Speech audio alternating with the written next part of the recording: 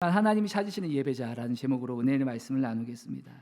제가 창립 8주년을 앞두고 계속 말씀을 묵상하는 가운데, 기도하는 가운데 자꾸만 제 머릿속에 떠오르는 인물이 있어요. 그 인물이 누구냐면 바로 다윗입니다.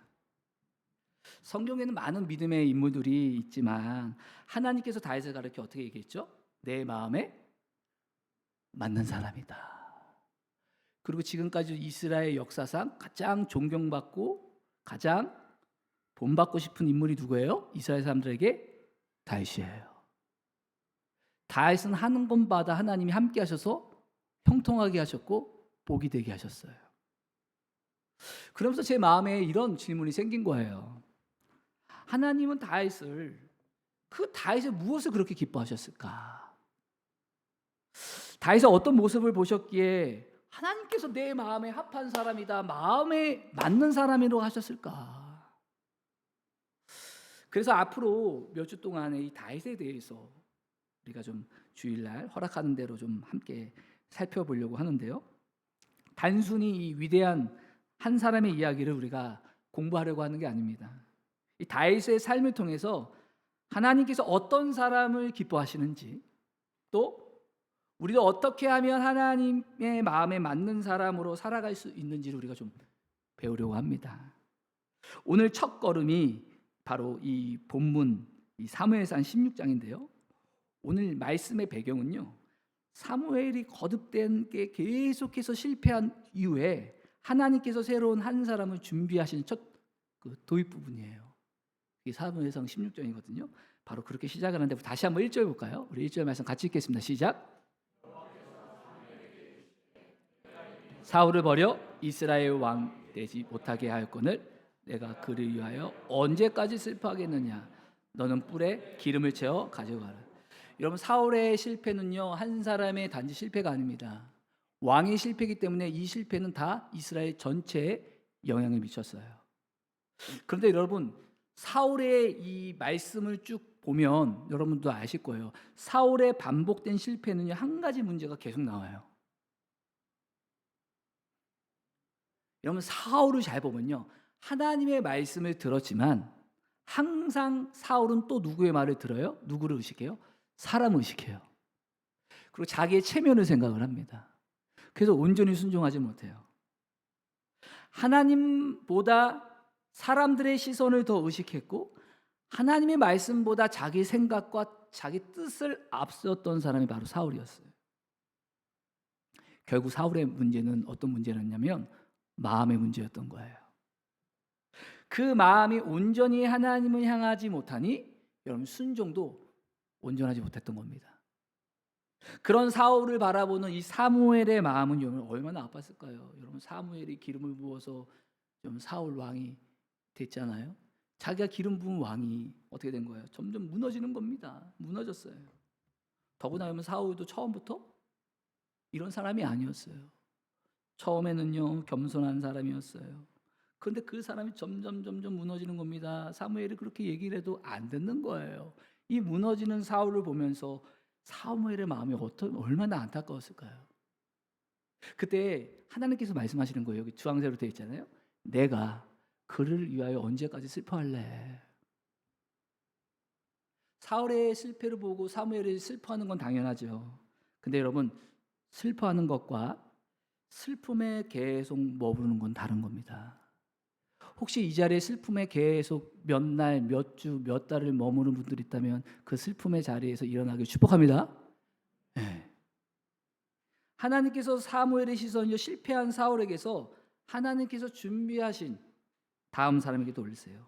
이런 얘기를 한 거예요. 사무엘아, 사무엘이 실패했다고 내가 실패한 거 아니야. 나는 이미 다음 사람을 준비하고 있어. 어서 이제 일어나서 내가 준비한 사람에게로 가라. 이 얘기예요. 우리 자막을 하나 볼까요?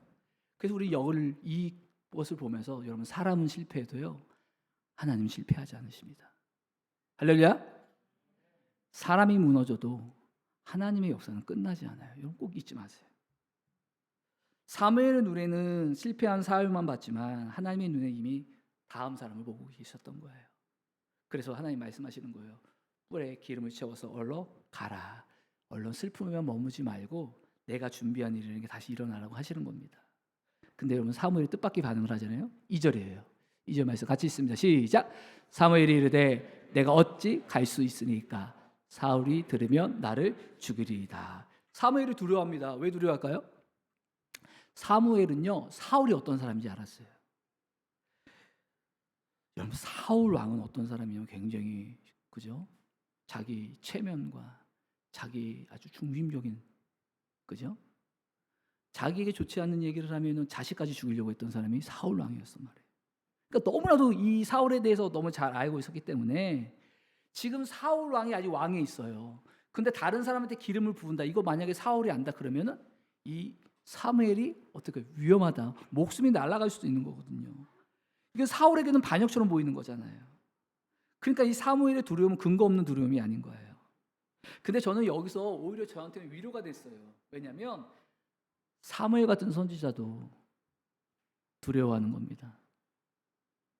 평생에 하나님의 말씀을 전하고 동행했던 선지자, 전국구 선지자, 하나님 세우셨는데 두려워하는 거예요. 여러분 우리도 마찬가지입니다. 믿음이 있다고 두려움이 전혀 없는 게 아닙니다. 여러분 사명자라고 걱정이 전혀 없는 것도 아니에요. 중요한 건 이겁니다. 자막 보겠습니다. 우리 같이 읽겠습니다. 시작. 두려움이 있느냐 없느냐가 아니라 두려움 속에서도 하나님의 말씀을 따라가야 하는 것입니다. 할렐루야. 두려움 속에서 하나님의 말씀을 따라가는 우리 모두가 되길 축복합니다. 믿음은요 두려움이 사라진 다음에 움직이는 게 아니라 두려움보다 하나님의 말씀을 더 크게 붙드는 겁니다. 이런 축복이 있길 바랍니다. 하나님의 말씀을 더 크게 붙드는 거예요. 그러자 하나님이 다시 말씀하시는 3절입니다. 3절 말씀입니다. 같이 읽습니다. 시작. 이새를 제사에 청하라. 내가 내게 하는 일을 가르치리니 내가 내게 알게 하는 자에게 나를 위하여 기름을 부으. 여러분 보세요. 지금 하나님은요 사무엘에게 한꺼번에 모든 걸 말씀하지 않으세요. 지금 해야 할 일만 딱딱 말씀하세요. 맨 처음에 뭐라고 말씀하세요? 슬픔에 너무 있지 말고 이제 일어나라, 가라 이렇게 말씀하셨죠. 그리고 뭐라고 했어요? 이새에게 제사를 청하라, 제사를 청하라. 그리고 내가 알려주는 사람에게 어떻게 해라? 기름을 부어라 이렇게 말씀하셨어요. 사무엘에게 필요한 것을 모든 답을 말씀하시는 게 아니에요. 사무엘은 지금 어떻게 해야 돼요?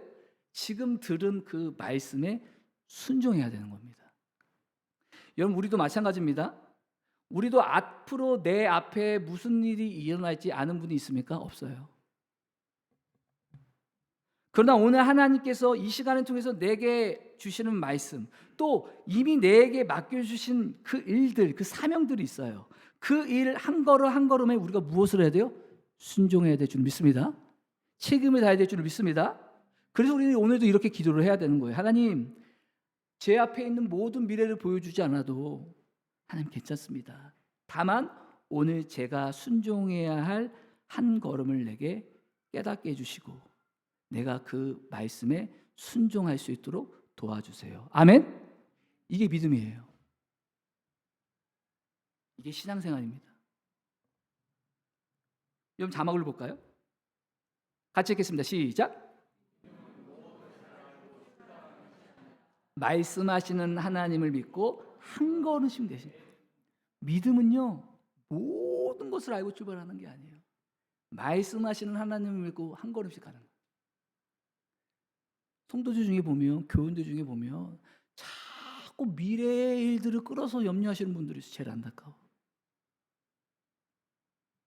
일어나지도 않은 일이 그냥 먼저 땡겨가지고 염려하고 걱정하고 이런 일이 일어나면 어떡하지?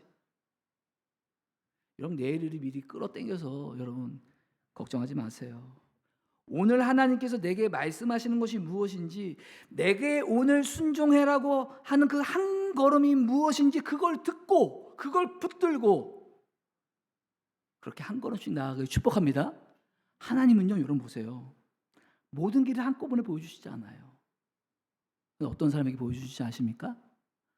순종하는 사람에게 한 걸음씩 한 걸음씩 말씀하시고 인도하시는 분이라는 거예요.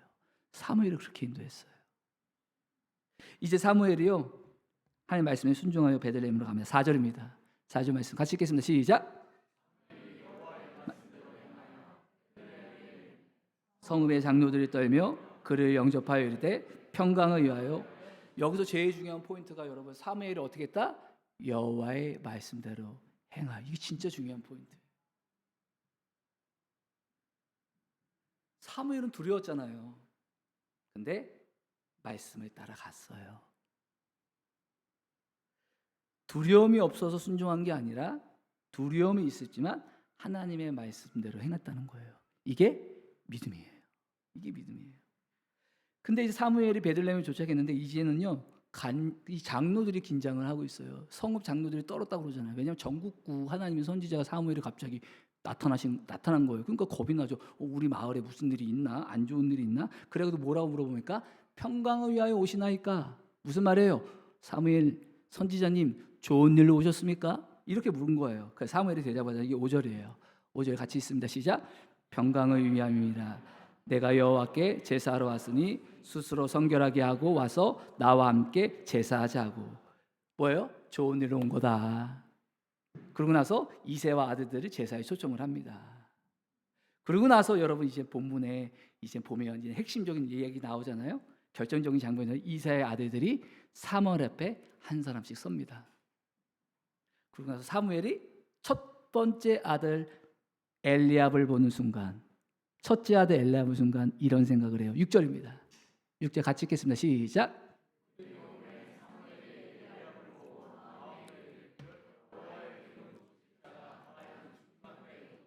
여러분 지금 사무엘이 엘리압을 보고 감동했나요? 안 했나요? 할렐루야 여기, 할렐루야 여기. 네. 사무엘이 엘리압을 보고 감동했어요? 감동 안 했어요? 감동을 한 겁니다. 감동을 한 거예요. 너무 감동 없이 이렇게 말씀을 대답을 하시는 것 같은데 딱 보는 순간, 엘리압을 보는 순간, 와, 여호와의 기름 부을 자가 바로 이 사람이구나. 지금 감동한 거예요. 왜 그렇게 생각했느냐? 7절에 보면요, 사무엘은 엘리압의 뭘 봤냐면 용모, 잘생긴 얼굴, 큰 키를 보고 이 사람이구나. 왜 그랬을까요? 사무엘이 첫 번째 왕 사울 왕을 맨 처음에 기름 부을 때도 사울을 보고 나서 와, 키가 크구나. 와우, 왕처럼 잘생겼네. 왕이 될 만하다. 그러니까 사울도 그렇게 본 거니까 사무엘도 자기도 모르게 다음 왕도 이런 사람일 거야. 이렇게 생각을 할 수 있는 거죠. 근데 여러분 놀라운 건 뭐냐면 사무엘이 틀렸다는 거예요. 평생 하나님을 들었던 사무엘인데 평생 하나님의 말씀을 듣고 온 사무엘도 사람을 잘못 봤어요? 잘 봤어요? 잘못 봤어요. 전 이게 은혜가 되더라고요. 여러분 저와 여러분도 사람을 항상 잘 봅니까?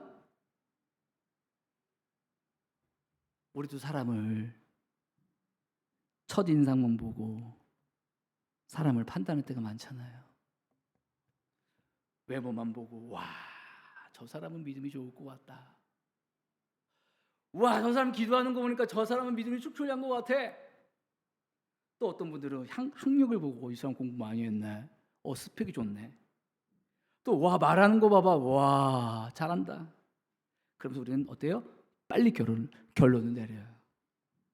그래서 여러분 사람을 볼 때 항상 우리가 겸손해야 될 것 같다는 생각이 들었어요. 왜냐하면 그랬던 사람이 틀릴 수가 있을 때가 많아요.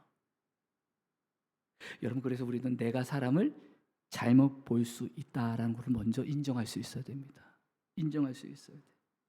그렇다면 여러분 반대로 생각을 해보세요.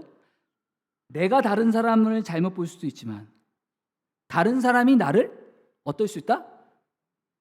잘못 볼 수도 있다는 거예요. 제가 참 이런 경험을 많이 했어요. 여러분 제가 10대 때 외모 때문에 많이 놀림을 받았다고 늘 말씀을 드렸잖아요. 지금은 그래도 좀 괜찮죠? 두 분이 아직 안 계셨다고 좀 표정을 보여주셨지만 괜찮죠? 박훈 씨님 저를 보세요. 할렐루야. 감사합니다. 피부도 까맸어요. 키도 아주 작았고 그리고 지금은 머리가 곱슬머리였죠. 그 친구들이 있어요. 그 분위기가 있어요. 수업 시간에 사회 시간이나 뭔가 할 때 이렇게 아랍 사람 나오고 아프리카 사람 나오면 저는 친구들은 모르는데 저부터 막 이렇게 주눅이 드는 거예요. 왜? 친구들이 나를 볼까 봐. 아직도 상처가 된 큰 말이 있어요. 야, 기도야, 너 머리에 파리가 들어가면은 너 머리에 들어가서 못 나올 것 같다. 할렐루야. 네, 이경희 집사님 너무 기뻐하시는데 괜찮아요. 웃어서 괜찮아요, 지금은. 너 머리에 샤프심이 꽂히면 샤프심이 절대로 빠져나오지 않을 것 같아. 이런 게 있었어요. 근데 지금은 웃으면서 이미 거기에서 이제 자유해서 얘기를 하지만 어린 마음에 진짜 상처가 됐어. 여러분, 이런 일이 계속 반복되니까요. 어느 순간부터 사람들이 나를 바라보는 눈으로 제가 저를 바라보고 있더라고요. 그러면서 저는 왜 난 이렇게 생겼을까? 왜 나는 이렇게 태어났을까? 나중에는 하나님의 부르심까지 흔들리는 거예요. 내가 정말 이런 모습으로 하나님의 종이 될 수 있을까? 목회자가 될 수 있을까? 하나님이 정말 날 부르신 게 맞을까? 흔들리는 거예요. 그래서 여러분, 사람의 평가가 진짜 무서운 거예요. 사람의 시선이 무서운 겁니다. 여러분, 처음에는 다른 사람이 나를 평가하지만 그런데 그 말을 계속 듣다 보면요, 어느 순간 그 사람의 눈으로 나를 바라본다니까요. 그렇게 시작이 된다니까요. 그러다 보면 여러분, 우리는요, 하나님께서 나를 어떻게 보시는가 보다는 사람들이 나를 어떻게 보는가를 더 중요하게 여겨요. 그래서 오늘 우리에게 중요한 질문은 이거죠. 자, 뭘 볼까요? 사람들이 나를 어떻게 보는가? 아니면 하나님께서 나를 어떻게 보고 있는가? 여러분, 솔직하게 말씀하세요. 어떤 게 여러분에게 더 중요합니까? 하나님이요? 정말이에요? 여러분, 하나님이 보는 나를 보는 것이 여러분 신앙인 거고요. 거기에 자유함이 있고요. 거기에 치유함이 있을 줄 믿습니다. 사람들이 보는 나를 자꾸 바라보는 것이 이게 세상 방식이고, 그리고 상처를 만드는 길이에요. 두려움에 빠지는 길입니다. 이게 세상 사람들이 나를 보는 방식이. 철저히 세상 관점에 사로잡혀 있는 우리 내면이 오늘 이 시간 성령의 물로 치유되기를 축복합니다. 네. 그리고 오늘 이제 마지막 절이에요. 7절입니다. 7절 말씀입니다. 같이 읽겠습니다. 시작. 내가 이미 그를 버렸노라. 내가 보는 것은 사람과 같지 아니하니 사람은 외모를 보거니와 나 여호와는 중심을 보느니라 하시더라. 사무엘아, 하나님이 사무엘에게 사무엘아 멈춰라. 내가 보는 거하고 너가 보는 거 다르다. 그 사람 아니야. 사무엘이 보는 걸 본 거예요. 우리도 지금 보이는 시대를 살아가고 있잖아요. 보이는 것을 중요하게 여기는 시대를 살아가고 있어요. 여러분, 지금은 외모뿐만 아니라 직업, 경제력, 경력, 성취도 봐요. 요즘은요, 여러분, 연봉, 매출, 또 젊은 분들은요, 뭘 봅니까? 조회수, 팔로우, 좋아요 숫자까지. 사람들이 나를 어떻게 볼까? 거기에 매여 있는 사람들 얼마나 많습니까? 사람들의 판단, 나를 어떻게 볼까? 나 어떻게 평가할까? 근데 하나님은요, 다른 것을 보신다는 거예요. 여러분, 사람은 외모를 보지만, 것을 보지만 하나님은 뭘 보신다고요? 중심. 중심이란 게 뭡니까? 우리 화면을 보면 히브리어로 레버브라는 단어예요. 여기서 중심은 뭐냐? 우리의 생각과 의지, 우리의 목적과 동기까지 포함하는 내면 전체를 말하는 게 바로 중심이라는 거예요. 하나님이 중심을 보신다, 이 말씀은 단순히 외모보다 마음씨를 보신다 이런 정도가 아니라, 하나님은 중심을 보신다는 건 뭐냐면 하나님이 너가 정말 무엇을 사랑하는지, 우리가 정말 무엇을 두려워하는지, 우리가 정말 무엇을 위해 살아가는지, 내가 왜 그 일을 하고 있는지 하나님은 아신다는 거예요. 그래서 여러분, 신앙생활에 중요한 건 이 질문이에요. 하나님이 사람들이 나를 어떻게 평가하는 게 아니에요. 하나님 앞에서 나는 어떤 사람인가? 여러분들, 하나님 앞에서 여러분은 어떤 사람입니까? 사람들에게 어떻게 보이는 것보다 하나님 앞에서 실제로 내가 어떤 사람인가, 이게 훨씬 중요합니다. 왜냐하면 이 질문은 바로 예배자의 질문이자 하나님을 예배하는 예배자의 질문이기 때문에 그래요. 오늘도 우리 예배하는 예배자야. 예배자로 모였어요. 자막 볼까요? 예배자는요, 사람들에게 보여주는 나를 꾸미는 사람이 아니라 하나님 앞에 자신의 중심을 드리는 사람인 거예요. 하나님이 찾으신 예배자는요, 겉으로 예배를 잘 드리는 사람 이전에 하나님께 어떻게?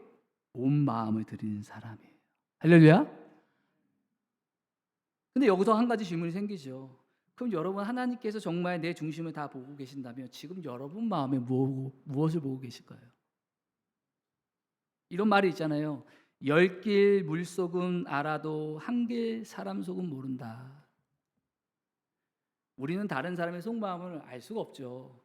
근데 여러분, 하나님은요, 저와 여러분들의 마음을 속속히 하나하나를 아실까요? 모르실까요? 아세요. 저는 이걸 살아오면서 짧은 인생을 살았지만 너무 많이 경험을 했어요. 하나님 알고 계시구나. 하나님 내 마음을 알고 계시네. 최근에 참 속상한 일이 있었어요.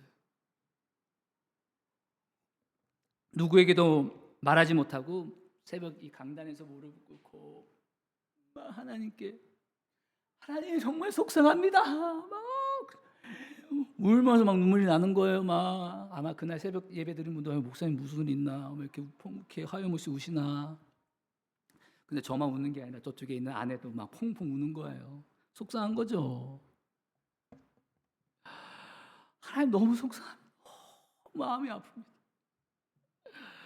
그러고 나서 새벽 예배 드리고 그렇게 해서 하나님께 마음을 다 하려고 했는데, 와, 그날 단 한 번도 그렇게 평상시에 인력 없던 한 사람을 통하여 하나님이 저를 위로하시는 거예요.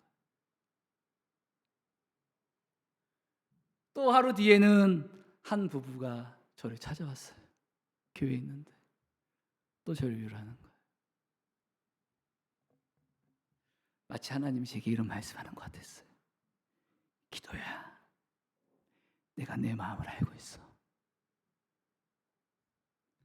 내가 속상한 거 아니? 괜찮아. 내가 알잖아. 얼마나 제가 마음이 위로가 되고 감사한지 몰랐어요. 여러분, 사람들은 몰라도, 가족들은 몰라도 하나님은 여러분들의 마음을 아십니다. 할렐루야. 아무리 알아주지 않는 여러분들의 선한 마음 하나님 알고 계세요. 말하지 못한 슬픔과 탄식 하나님 속마음을 아셔요. 마음 깊은 곳에 있는 그 마음까지 하나님 다 아신다니까요. 근데 여러분, 하나님이 중심을 보신다는 이 말씀은 위로만 된 것뿐만 아니라 좀 어려움도 되기도 해요. 왜냐하면 하나님은 우리가 숨기고 있는 그 마음도 하나님은 아시거든요. 사람들에게는 드러나지 않는 생각도 아시고 내 마음속에 있는 미움과 교만과 욕심도 아시거든요. 그래서 우리 안에서 성령님이 자꾸 이거를 생각나게 하셔서 의심케 하시거든요. 그러니 여러분, 우리는 하나님 앞에 꾸밀 수가 있어요, 없어요? 없어요. 꾸밀 수가 없다고요. 사람 앞에서는 꾸밀 수가 있는데 하나님 앞에는 못 꾸민다고요. 근데 여러분, 이것도 은혜입니다. 왜냐하면 내 마음을 다 아시는 하나님께 우리가 기도할 수 있잖아요. 그럼 하나님 용서해 주시거든요. 하나님, 제 마음이 지금 이렇게 좀 더럽습니다. 좀 깨끗하게 해주세요. 하나님, 잘못된 마음이 있는데 용서해 주세요. 다시 제 중심을 주님께 드릴 수 있도록 도와주세요. 그러면 하나님은 우리의 마음을 아시기 때문에 그래, 얼마나 기뻐하시는지 몰라요. 그래서 여러분, 하나님이 중심을 보신다는 말씀은 우리에게 위로도 되지만 동시에 거룩한 도전이기도 하는 거예요. 그죠? 그래서 우리는 언제든지 하나님 앞에 정직하게 서야 합니다. 할렐루야. 정직하게 서요. 제가 부목사로 사역을 할 때 그 교회에서 가장 크게 사업을 하시는 대표가 있었어요. 현대자동차 계열에 아주 크게 사업을 하시는 분이었어요. 근데 그분이 연말에 이렇게 송구영신 예배 때 새 기도 제목을 내잖아요. 그럼 저는 관심이 어쨌든 그분의 대표이사분의 기도 제목을 보게 된 거예요. 야, 저분은 정말 저렇게 크게 사업을 하시고 저렇게 하나님의 은혜와 복을 받는 분인데 어떤 기도 제목을 낼까? 제 마음속에는 사업장 크게 해주세요, 성공하게 해주세요, 뭐 이런 기도 제목을 냈을 거라고 생각하는데 이분이 기도 제목이 다르더라고요. 기도 제목이 뭐냐면, 하나님, 제 마음 깊은 곳에 동기까지도 하나님 보시기에 선하기를 원합니다.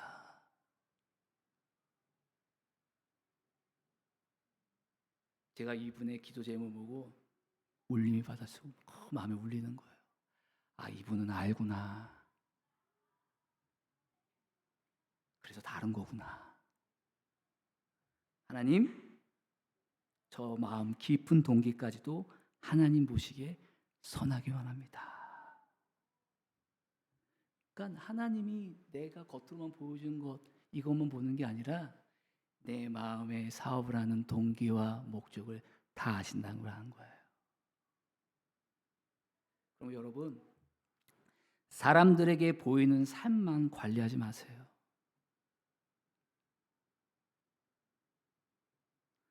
하나님께 보이는 마음을 여러분 관리하는 은혜가 있기를 축복합니다.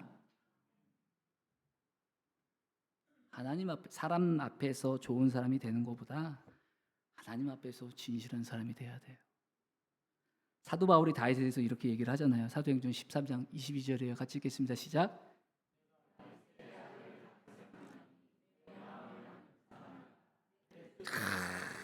하나님이 내 뜻을 다윗을 통해 다 이루신대요. 그렇다면 다윗의 중심은 무엇이 있었을까? 이걸 우리가 이제 한 주 한 주 쭉 이제 알아볼 건데, 오늘 본문이 먼저 우리에게 가르쳐 주는 분명해요. 하나님은 사람의 겉모습이 아니라 중심을 보신다. 예수님께서도 가장 큰 계명을 두 가지 말씀하셨잖아요. 성경을 딱 압축하면 두 가지 계명이 나와요. 그게 뭐죠? 할렐루야, 네, 할렐루야, 할렐루야, 네, 좋습니다. 아시는데 뭐 말씀 아시는데 우리 마태복음 22장 37절, 38절이에요. 같이 읽겠습니다. 시작.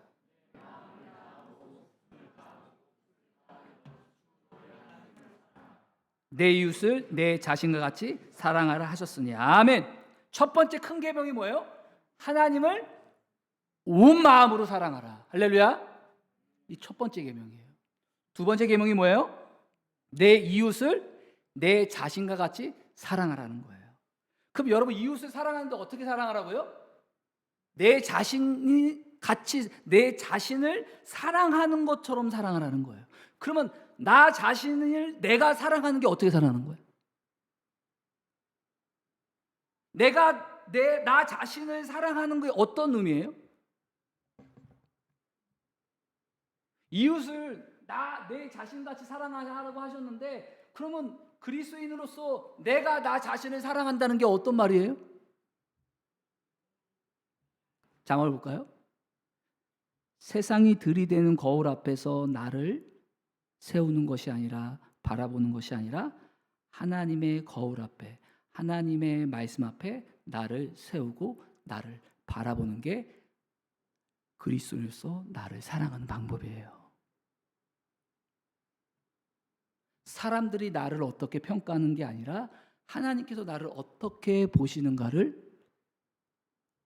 내가 믿는 거예요. 이게 나 자신을 사랑하는 거예요. 내가 여전히 연약하고 부족해 보여도 예수님께서 십자가에 죽기까지 사랑하시는 사람이 누구다? 나다. 할렐루야. 나는 하나님이 선택하셨고 나는 하나님의 자녀다. 이것이 그리스도인이 나 자신을 사랑하는 방법이에요. 그래서 여러분, 사람의 평가로 나 자신의 가치를 결정하지 마시라는 거예요. 하나님이 보시는 나를 바라봐야 되는 거예요. 그럼 여기서 한 걸음 더 나아가야 합니다. 하나님께서 나를 어떻게 보시는가를 아는 것만으로 끝나서는 안 돼요. 더 중요한 질문이 남은 거죠. 그렇다면 나는 하나님께 어떤 마음으로 드리면서 살고 있는가? 하나님은 나의 중심을 보신다며요. 그럼 나는 하나님께 어떤 마음을 드리면서 살고 있는가? 내 중심은 지금 어디를 향하고 있는가? 내 마음은 지금 누구를 가장 사랑하고 있는가? 나는 누구의 시선을 가장 의식하고 두려워하며 살아가고 있는가? 여러분, 정말 온 마음으로 하나님을 사랑할 때 하나님의 관점으로 나를 바라볼 수 있습니다. 여러분들이 온 마음으로 하나님을 사랑하지 않으면 하나님의 관점으로 나를 바라볼 수가 없어요. 그래서 세상 사람들의 시선에 그 말에 휘둘리는 거예요. 내가 하나님의 관점으로 나를 바라보지 못하니 내 이웃을 사랑할 수 없는 거예요. 힘이 없어요. 그래서 내 이웃도 사람의 세상으로 기준으로 보는 거예요. 하나님의 그 사랑 안에서 얼마나 나를 사랑하시는지 깨달을수록 나 자신을 건강하게 사랑하게 된다니까요. 제가 어릴 때 엄청난 상처를 받았다고 그랬잖아요. 놀림을 받았다고 그랬잖아요. 근데 하나님이 나를 얼마나 사랑하시는지 알고 그 하나님을 만나게 되니까 그 사람의 판단에서 자유하게 되는 거예요. 하나님의 관점으로 나를 바라보게 되니까. 그럼 사람에게 판단에서 자유하게 돼요. 평안하게 되고 두려움과 다 걱정이 사라지게 되는 거예요. 나 자신을 바르게 사랑해야 그 사랑으로 내 이웃을 사랑할 수 있는 겁니다. 그래서 하나님은 지금도 온 마음으로 예배를 드리는 자들을 찾는 거예요. 사울의 문제가 뭐예요? 왕의 자리에 있었어요. 왕의 역할도 했습니다. 근데 그의 반복된 불순종을 보면 마음이 하나님께 온 마음으로 향하지 않았어요. 어떻게 했어요? 나뉘어져 있었던 거예요. 마음이 나누는 순종 못합니다. 마음이 나누는데 어떻게 순종을 합니까? 내가 선택해서 순종하고 절반의 순종을 나가는 거예요. 근데 여러분 사울 왕의 그 삶이 그 당시에 이스라엘 백성들의 영적인 실상이었던 거예요. 우리도 마찬가지입니다. 예배의 자리 지금 이렇게 예배 드릴 수 있어요. 찬양도 합니다. 기도도 합니다. 봉사도 할 수 있습니다. 그런데 하나님께서 보시는 건 겉으로 드러나는 종교의 모습, 종교인의 모습이 아니라 하나님은 여러분 자신의 중심을 보세요. 하나님께서 찾으시는 예배자는 완벽한 사람이 아니라 하나님께 온 마음을 드리는 사람이에요. 그럼 이런 질문 생기죠. 목사님, 저는 온 마음으로 하나님을 사랑하지 못하는데요.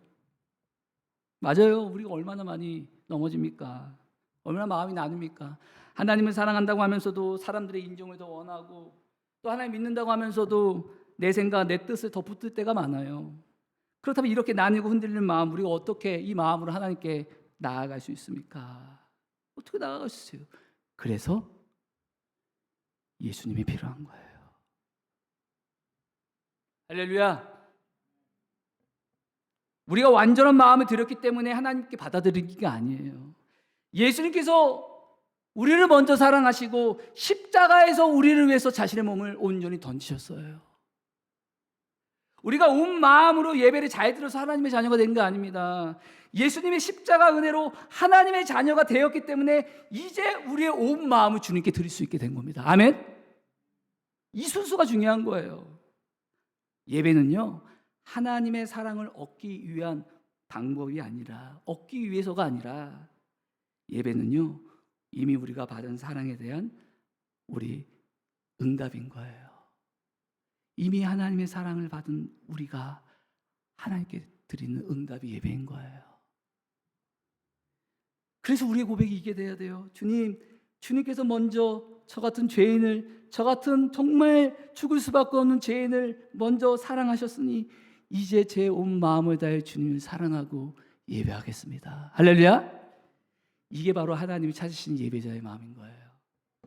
여러분, 예수님께서 사마리아 수가성 여인을 만나셨을 때 이런 말씀하셨어요. 아버지께 자기에게 이렇게 예배하는 자들을 찾으시리라. 삶의 상처를 안고 사람들이 피해서 그냥 숨어 살아갔던 수가성 여인은요, 자신을 너무나도 잘 아시는 예수님을 만났잖아요. 그리고 예수님을 만난 다음에 그 여인의 삶은 달라졌어요. 어떻게 했어요? 물동이를 버려두고 여러분, 사람들의 동네로 들어가서 사람들에게 예수님을 전했어요. 사람을 피해 살았거든요. 상처 때문에 하도 사람들의 말에 상처를 받아가지고. 근데 사람들에게 예수님을, 자기가 만난 예수님을 전해요. 이게 뭡니까? 온 마음으로 예배를 드리는 사람은요, 삶이 변하게 되어 있어요. 나뉘어졌던 마음이 다시 하나님께로 돌아오면요, 무엇이 일어납니까? 회개가 일어나는 거예요. 회개가 일어나고, 회개가 일어나면 우리가 하나님께 회개하면 우리의 삶이 달라지기 시작합니다. 중요한 건 내가 얼마나 많은 종교적인 일을 열심히 하고 있느냐가 아니라 지금 내 마음이 온전히 하나님을 향하고 있는가? 온전히 하나님만 바라보고 여러분 예배드리고 계십니까? 하나님이 창립 8주년을 앞두고 제게 물으신 질문이 이거였어요. 기도야, 너 온전한 마음으로 나에게 예배를 드리고 있니? 너 이것도 보고 저것도 보고 이런 상황도 보고 이 현실 이것도 보고 하고 있냐? 아니야. 여러분, 저와 여러분들이 무엇보다 사람들에게 잘 보이기 위해서 예배하지 않기를 바랍니다. 예수 믿는 척 안 했으면 좋겠어요. 잘 믿는 사람 척 이러지 않았으면 좋겠어요. 보이려고. 하나님, 우리 중심을 보세요. 오늘 있는 모습 그대로 우리의 마음을 다시 주님께 드리면서, 하나님, 사람의 시선을 의식하며 살았던 저를 용서해 주세요. 주님보다 더 다른 것을 사랑했던 나의 나님 마음을 용서해 주시고, 주님께서 먼저 십자가에서 죽기까지 저를 사랑하셨으니 이제 온 마음을 다해 주님을 사랑하고 예배하게 해주세요. 이 기도가 우리의 기도가 될 줄을 믿습니다. 하나님께서 온 마음으로 하나님을 사랑하고 예배하는 그 다윗의 중심을 보시고 그렇게 다윗을 좋아하셨던 거예요.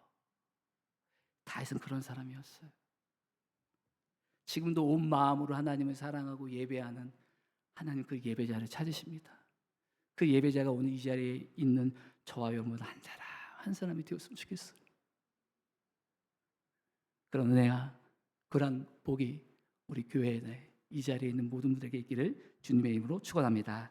우리 찬양하겠습니다. 이 마음의 예배라는 찬양인데요, 오늘 설교를 생각하면서 사람들에게 보이는 잘 꾸며진 어떠한 내 모습이 아니라, 괜찮아요, 하나님 앞에 있는 모습 그대로 온 마음으로 하나님께 마음을 열고 주님 앞에 나아가길 소망하는 마음으로, 하나님, 제 마음을 엽니다. 제 중심을 듭니다.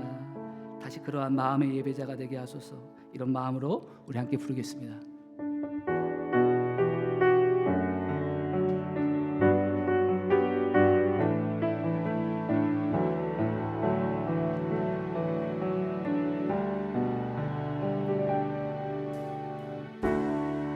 찬양의 열기 모두 끝나며 주 앞에 나와 더욱 진실한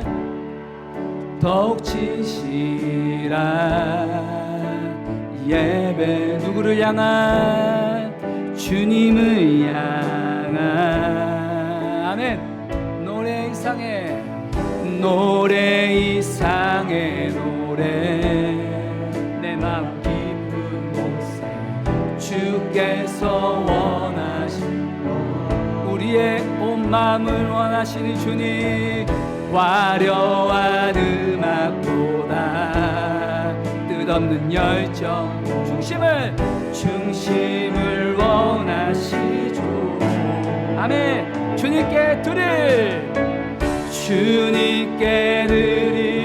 마음을, 주님, 우리의 마음을 주님께 드립니다. 십자가에서 죽기까지 사랑하신 그 주님만을 사랑합니다. 아멘. 중심 잃은 예배 내려놓고 이제 나 돌아와 주님만 예배, 영원하신 왕,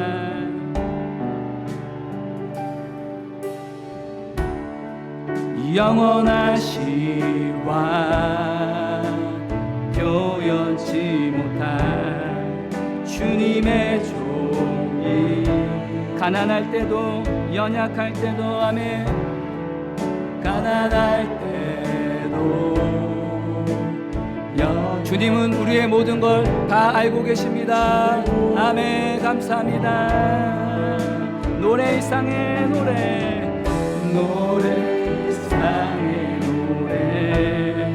내 마음 깊은 곳에 주께서 원하신 것. 아멘. 주님, 화려한 음악보다 끝없는 열정보다 중심을 원하시죠. 우리의 마음을 온전히 주님께 드립니다. 주님께 드리마. 주님, 우리의 예배가 주님이 기뻐하시는 온 마음을 드리는 예배가 되길 소망합니다. 주님, 오늘 말씀으로 성령으로 오늘 예배 드리는 모든 마음 가운데 찾아가셔서 주님 바꿔주시고 하나님의 놀라운 은혜 안에 예배에 들어설 수 있도록 하나님 세워주소서. 아멘. 주님께 드리마. 우리의 마음을 엽니다. 주님, 그런 자로 살기 원합니다. 아멘. 주님을 향한 노래, 중심 잃은 예배 내려놓고 이제 나 돌아와 주님만 예배.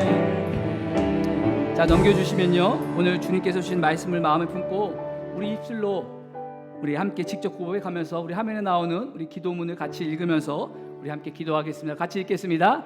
하나님, 사람의 시선을 의식하며 나뉘었던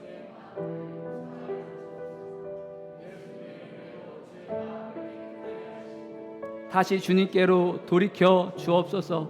성령님, 제 중심을 사람이 아닌 하나님을 바라보며 믿음으로 순종하게 하옵소서. 그 다음, 주님, 우리 가정과 교회가 사람의 평가보다 하나님의 뜻을 바라보게 하옵소서. 우리의 중심을 보시는 주님 앞에 사랑과 진실함으로 서로를 섬기게 하옵소서. 어디에 있든 온 마음으로 주님을 예배하며 하나님의 나라를 드러나게 하옵소서. 세 번째입니다. 주님, 우리 자녀들이 사람의 평가가 아니라 하나님의 눈으로 자신을 바라보게 하옵소서. 예수님의 사랑 안에서 자신의 소중함과 하나님의 부르심을 발견하게 하옵소서. 세상의 기준에 흔들리지 않고 온 마음으로 하나님을 사랑하는 예배자로 세워 주옵소서. 우리 세 가지 기도 제목을 가지고 우리 한 1분 정도 우리 함께 주님 앞에 기도하며 나아가겠습니다. 사랑과 은혜가 충만하신 아버지 하나님, 감사합니다. 하나님, 오늘 귀한 말씀 주심을 감사합니다. 하나님은 기뻐하셨습니다. 다윗을 기뻐하셨습니다. 무엇에 다윗을 기뻐하셨나? 다윗은 온전히 하나님을 사랑했고 온전히 하나님을 예배했습니다. 어떤 상황 속에서도, 최악의 속에서도 하나님을 사랑했던 예배자였습니다. 하나님, 부족한 종이 그러한 예배자로 살기를 소망합니다. 하나님, 우리 주는 사랑 공동체가 그러한 하나님 보시기에 하나님 마음을 기쁘게 하는, 하나님의 온 마음을 다해드리는 예배자들이 모인 공동체가 되길 소망합니다. 사람의 의식을, 시선을 의식했던 나눴던 우리들의 마음을 용서하여 주시옵소서. 예수 그리스도의 십자가로 우리의 마음을 깨끗하게 하시고 나뉘었던 마음이 온전히 하나 되어 주님께 돌이키게 하여 주시옵소서. 하나님, 우리 가정과 우리의 교회가 사람의 평가가, 사람의 말보다 하나님의 평가와 하나님의 뜻을 바라보게 하여 주시옵소서. 우리의 중심을 보시는 하나님 앞에 아버지 주님의 사랑으로, 진실함으로 서로를 사랑하고 섬기게 하여 주시옵소서. 우리 자녀들이 사람들의 말이 아니라, 세상의 평가가 아니라 하나님의 눈으로 자기 자신을 바라보게 하여 주시옵소서. 예수 그리스도의 사랑 안에서 자신의 소중함과 하나님의 부르심을 발견하는 은혜가 있게 하여 주시옵소서. 그리하여 세상 기준에 흔들리지 않고 온 마음으로 하나님을 사랑하며 온 마음으로 하나님 앞에 나 자신을 사랑하며 하나님을 예비하며 그 사랑 안에서 내 주변에 있는 사람들을 소중히 여기며 사랑할 수 있는 그런 하나님이 아버지 주목하시는 하나님의 다음 세대 예배자들이 다 되어갈 수 있도록 하나님 인도하여 주시옵소서. 하나님, 감사합니다. 사랑과 은혜가 충만하신 하나님 아버지, 사람의 시선과 세상의 기준에 흔들렸던 우리들을 용서하여 주시고 이 시간 예수 그리스도의 십자가 은혜로 우리의 마음을 새롭게 하여 주옵소서. 성령님, 성령의 바람과 또 불같은 역사로 우리 안에 주님 역사하셔서 온 마음으로 하나님을 사랑하고 온 마음으로 하나님을 예배하는 예배자가 되게 하여 주옵소서. 우리 가정과 교회를 주의 사랑으로 하나가 되게 하시고 우리 자녀들이 세상의 평가와 또한 아버지 하나님 사람들의 평가에 흔들리지 않는 믿음의 세대로 주님 세워 주옵소서. 오늘 우리의 기도가 단지 기도로 고백으로 끝나지 않고 우리의 고백이 되게 하시며 우리 삶의 중심이 되게 하시며 하나님이 찾으시는 온 마음으로 하나님을 사랑하며 온 마음으로 예배를 드리는 예배자가 우리 모두가 되게 하여 주옵소서. 그렇게 이루실 주님을 믿고 감사드리며 예수님의 이름으로 기도드립니다. 아멘.